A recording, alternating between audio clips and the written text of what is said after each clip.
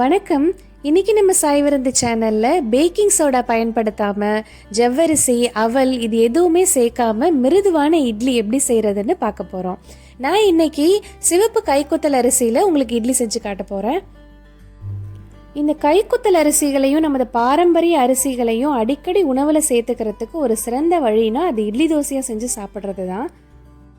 இந்த வீடியோ ஃபுல்லா பாருங்க. இந்த மாதிரி செஞ்சு பாருங்க, கண்டிப்பா உங்க இட்லி சாஃப்டா தான் வரும். அப்புறம் நிறைய பேருக்கு இருக்க பிரச்சனை என்னன்னா, இட்லி செய்யும் போது இட்லி செவந்து போகிறது. இதுக்கான காரணங்களும் என்னங்கிறத நம்ம இந்த வீடியோவில் பார்ப்போம். ஃபஸ்ட்டு நம்ம இட்லி எப்படி செய்கிறதுன்னு பார்க்கலாம். கைக்குத்தல் அரிசி இட்லி செய்கிறதுக்கு நான் 1 கப் முழு உளுந்து எடுத்திருக்கேன். 1 கப் முழு உளுந்துக்கு 2 ஸ்பூன் வெந்தயம் சேர்க்க போகிறேன். இதை நான் நேரடியாக தான் ஊற வைக்க போகிறேன். இதில் ஒரு சூப்பர் டிப்ஸ் இருக்குங்க. இந்த வெந்தயத்தை நாளே ஊற வச்சு பண்ணிங்க அப்படின்னா, எனக்கு எப்படி பண்ணாலும் இட்லி சாஃப்டாகவே வரமாட்டேங்குது அப்படின்னு புலம்புறவங்களுக்கு கூட இட்லி சூப்பராக வரும். 1 கப் உளுந்துக்கு நான் 3 கப் சிவப்பு கைக்குத்தல் அரிசியும் 2 கப் சாதாரண இட்லி அரிசியும் சேர்க்க போகிறேன். இது நான் நிறைய வாட்டி ட்ரை பண்ணிவிட்டு உங்களுக்கு சொல்கிறேங்க. இந்த ரேஷியோவில் போட்டால் தான் கைக்குத்தல் அரிசியில் இட்லி நல்லா வரும். நீங்கள் ஃபுல்லாகவே கைக்குத்தல் அரிசி போட்டிங்கன்னா இட்லி சாஃப்டாக இருக்காது, ரொம்ப கையில் ஒட்ட ஆரம்பிச்சிடும். நீங்கள் சாதாரண இட்லி தோசை பண்ணுறீங்க அப்படின்னா 1 கப் உளுந்துக்கு 4 கப் அரிசி சேர்த்துக்கோங்க, கரெக்டாக இருக்கும். இப்போ இந்த உளுந்தையும் அரிசியையும் ஒரு 4-5 வாட்டி நல்லா அரிசியை வாஷ் பண்ணிவிடுங்க. வாஷ் பண்ணிவிட்டு நல்ல சில் தண்ணியில் 2 மணி நேரம் ஊற வச்சுடுங்க. 2 மணி நேரம் ஊற வச்சு இட்லி பண்ணுங்கள், ரொம்ப நல்லா வரும். இப்போ கிரைண்டரை ஆன் பண்ணிவிட்டு ஃபஸ்ட்டு நம்ம உளுந்து போட்டுடலாம். முதல்ல உளுந்து அரைச்சிக்கோங்க, அப்போ தான் உங்களுக்கு கிரைண்டர் வாஷ் பண்ணுறதுக்கு ஈஸியாக இருக்கும். சில பேருக்கு டேப் வாட்டர் தண்ணி யூஸ் பண்ணுவீங்க, அது எங்களுக்கு வார்மாக தான் இருக்கும், சில்லுன்னு இருக்காது அப்படின்னு நினச்சிங்கன்னா, நீங்கள் மாவு அரைக்கிறதுக்கு ஒரு அரை மணி நேரத்துக்கு முன்னாடி ஃப்ரிட்ஜில் தூக்கி வச்சுடுங்க உளுந்தையும் அரிசியும். அதுக்கப்புறம் அரைங்க. கல் சூடாகாமல் ரொம்ப நல்லாயிருக்கும். கல் சூடானுச்சுன்னா அது கூட ஒரு ரீசனாக இருக்கும் இட்லி ஹார்டாகிறதுக்கு. அதுக்காக தான் சில் தண்ணியில் ஊற வைக்கிறது.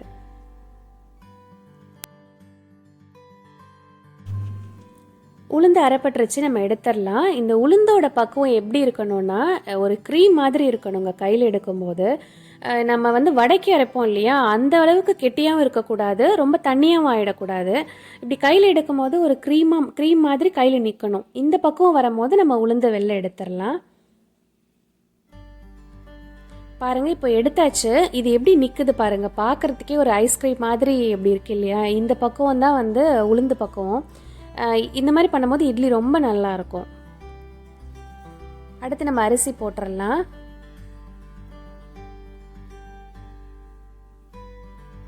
அரிசியை ரொம்ப நைஸாக அரைச்சிடக்கூடாது. கொஞ்சம் நல்ல நைஸ் ரவா இருக்கு இல்லையா, அந்த பக்குவத்தில் இருக்கும் போது அரிசியை நம்ம எடுத்துடலாம். இப்போ அரிசி எடுத்தாச்சு. இதில் தேவையான அளவு உப்பு சேர்த்து நம்ம கரைச்சி வச்சிடலாம். மாவில் ரொம்ப தண்ணி சேர்த்துறாதீங்க, ரொம்ப தண்ணி சேர்த்தாலும் இட்லி சாஃப்டாக வராது. இது அப்படியே மூடி ஒரு வார்மான பிளேஸில் வச்சிடலாம். ஒரு 12 மணி நேரமாவது ஆகும் இது புளிக்கிறதுக்கு. நீங்கள் வெளிநாடுகளில் இருந்தீங்க அப்படின்னா வின்டர் சீசனில் மாவு புளிக்கிறது ரொம்ப கஷ்டம். அவனை வார்ம் பண்ணிவிட்டு அதில் அப்படியே வச்சு மூடி வச்சுருங்க. வார்ம் ஆப்ஷன் இல்லை அப்படின்னா அவனில் லைட் போட்டு வச்சுருங்க, அது ஈஸியாக புளிச்சிடும். இப்போ நெக்ஸ்ட் டே மார்னிங் பார்க்கலாம். பாருங்கள் எவ்வளோ சூப்பராக பொங்கி வந்திருக்கு பாருங்கள், சூப்பராக புளிச்சிடுச்சு.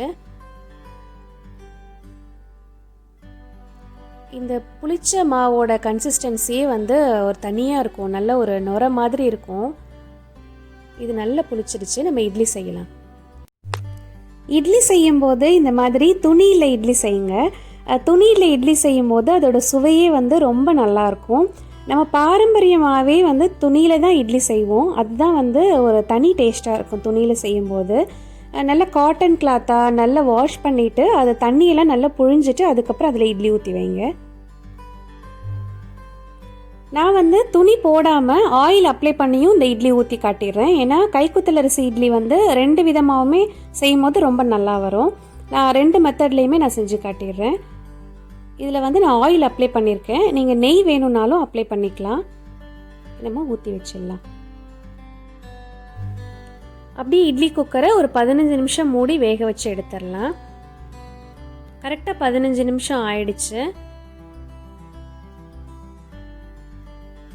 இந்த கைக்குத்தல் அரிசியோட மனமே வந்து ரொம்ப நல்லா இருக்கு ஸ்மெல் பண்ணுறதுக்கு. இது பிளேட்டில் மாற்றிடலாம். அவ்வளோதான், சுவையான ஆரோக்கியமான சிகப்பு கைக்குத்தல் அரிசி இட்லி ரெடி ஆயிடுச்சு. இது வந்து துணி இல்லாமல் ஊற்றுனது, இது வந்து துணியில் ஊற்றுனது. 2 இட்லியுமே வந்து ரொம்ப சூப்பராக வந்துருச்சு.